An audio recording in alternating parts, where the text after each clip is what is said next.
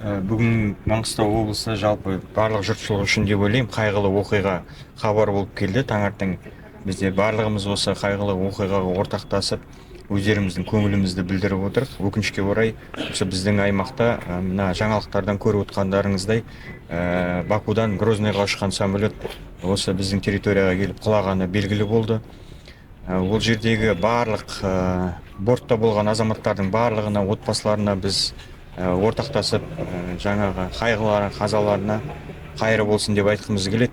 Соны осы көңілімізді білдіру үшін мына Аманат партиясының қызметкерлері бар, әріптестерімізбен бірге осы консульствоға келіп, Әзербайжан елінің елшілігіне келіп, мына гүл шоқтарын қойып отырмыз.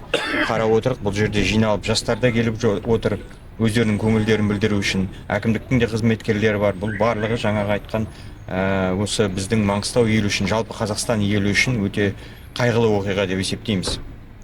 Барлық азаматтардың енді күн жағына осы консульствоға келіп өздерінің көңілдерін біліп гүл шоқтарын қояды деген сенімдеміз. Онымен қатар біздер жаңағы партияластар болмыз, қан тапсыруға да барып жатыр жастарымыз.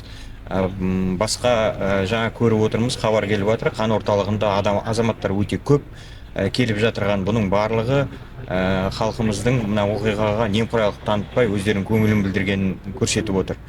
Енді бұндай оқиға алдағы уақытта болмайсын деп әр уақытта тілейміз әрине. Бұндай оқиғалар жалпы қай-қайсымыздың да көңілімізге толмайтын, көңілімізден бір, жүрегімізден бір үлкен жара қалдыратындай оқиға болып отыр. Біз жалпы отбасылардың барлығына ортақпыз қайғыларына.